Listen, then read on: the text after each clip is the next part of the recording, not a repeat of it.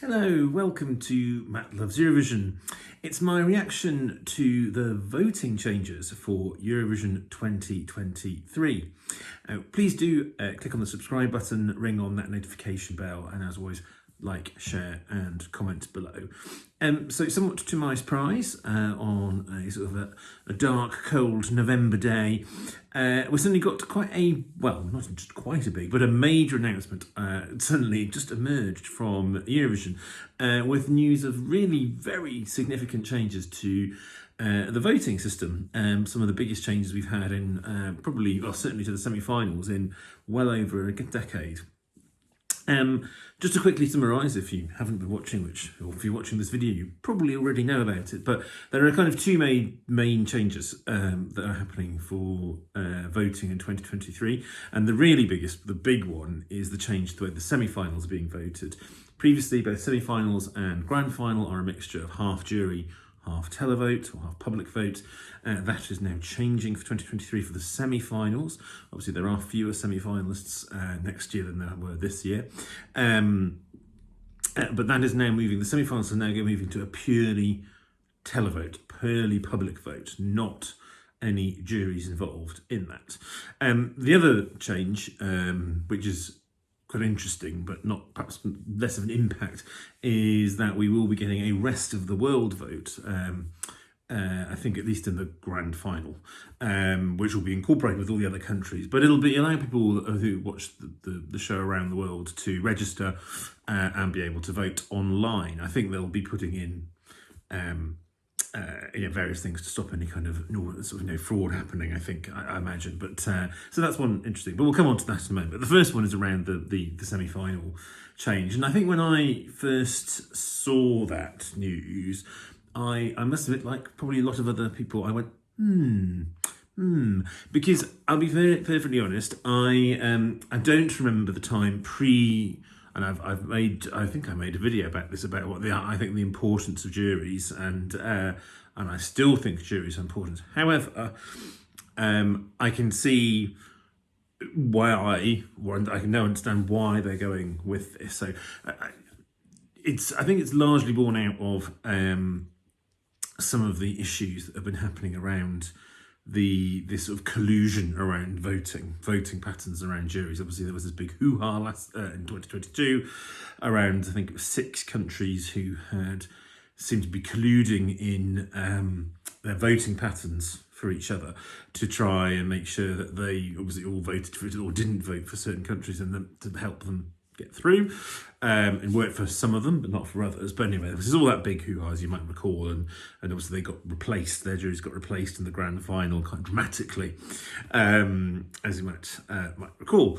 So I think this is probably partly, they've probably been looking back over the years, and maybe this is a response to that. It's quite a dramatic response, and I think there are fears, and certainly my initial fears, that, oh God, are we going to go back to the days of the mid to late noughties in particular, where you had a lot of from quite generic songs, some fairly mediocre vocals, things that were very televote friendly, but were not necessarily great on vocal, or great, you wouldn't get the sophistication necessarily.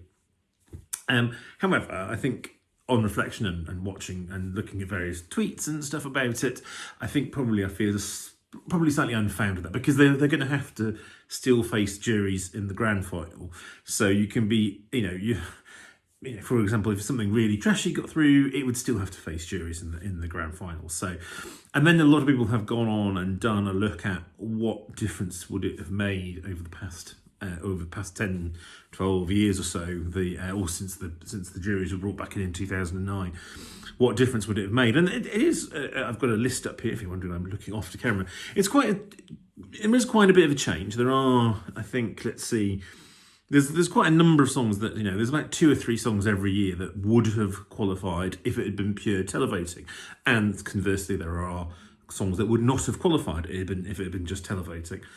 But looking at it, actually, it's not, the swap round is not kind of as sort of, frightful as I'd fear. There are some ones that I can see there are some songs that I think, yeah, I can understand that they were more jury friendly, and I'm really glad they got to the final. So things like Malv in Albania in 2018, usually Push Pepper would not have got to the final if it had just been televoting. The same with Midnight Gold from Georgia in 2016, or I Stand in 2016, Czech Republic's first qualification, or The Wrong Place from Belgium, Hooverphonic, which is a song I absolutely loved. That would not have got through to the grand final, and I think that would have been, obviously I would have been very upset about that. On the other hand, there are a lot of songs that I can see, conversely, that would have got through to the grand final if it had been televoting only, and there are some great songs in there that I think should have been there but didn't make it. Things like Love Unlimited from Sophie Marinova from Bulgaria in 2012, I think it was. Or 2011, I can't remember. I think it was 2012 actually. Or 2011. Oh, I can't remember. Anyway, Hope Never Dies, Czech Republic. They would have got their first qualification in 2015. TikTok, Croatia. That big shock that didn't go through. The Danish song that everyone really enjoyed, that just missed out. That would have got through. Verona, Blackbird. Oniramu, the Greek song from 2018. And Palisze, Poland, from the other year, a song that I really liked. Susie would have got to the grand final with Keras Tour. So yeah, there's a lot of, and Anna Bergendahl would have qualified in 2020. So Sweden would have had a 100% qualification record, and Ukraine would not, because my guess, would not have qualified. So actually, it's on the face of it, it's not like it's not as though you suddenly completely upend everything. So, and because they have to get through to the grand final and show and perform to juries in the grand final, I think it probably won't make a huge amount of difference. I think it might make it a little bit more difficult for some countries. Malta, I think maybe might. They've tended to always do better in the televote. In the jury vote than the televote. Israel as well, I think. So there's a couple of those countries. One country in particular seems to have come out the worst from this. There are 3 instances where Azerbaijan would not have qualified for the grand final. And I think Azerbaijan is possibly one of the root causes of this change, because not only were they involved in this year's shenanigans, they've been involved. Obviously, there's always been rumours about them being involved in all sorts of other things as well. And Fade to Black is the first. I think it's the first song that managed to get to the grand final without getting a single televote point.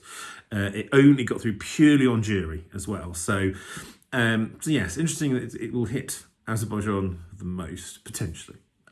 We shall see. But yeah, and for your everyday viewer of Eurovision who does not dive into it through 12 months of the year as we all do, I don't think it's going to make a huge amount of difference to the experience, and particularly because we have fewer countries in the semi-finals anyway, so I don't think it's going to skew it that differently.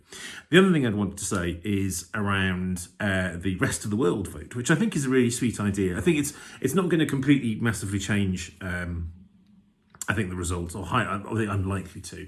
It'll be interesting getting it, because I assume they will kind of almost do it as a jury, even though it's a televote, during that jury performance. But it might give a slight indication of where the televotes are going, potentially.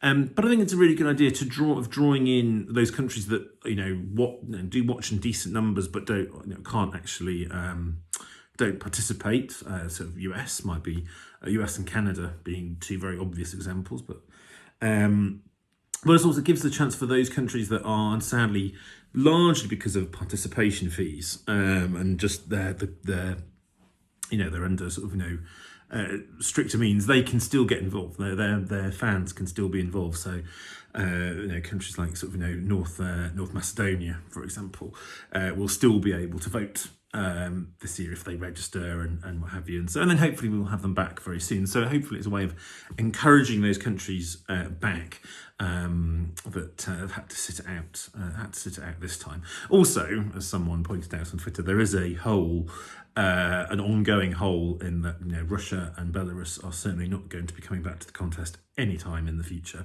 or certainly no time in the near future. So it does perhaps help plug a little bit of a gap from that aspect as well. So anyway, quite unexpected to get such sort of big news at this time of year, because at the moment we're in the sort of the run up to an actor being announced for the various national finals, lineups, etc. Dates are all going out, but we will kick off next month. Actually, next month, December, with Ukraine and Albania making their choices in national section. So that is also a reminder for me to update my website, which I normally get all nice and ready for a kind of an overview of kind of what's going on with national sections, and I haven't done that yet. And I do a calendar as well, so I will get onto that soon to kick up my backside to get onto that this weekend. But anyway, I will be back in due course, as and when more exciting news arises over the next few weeks. But take care for now, and see you soon.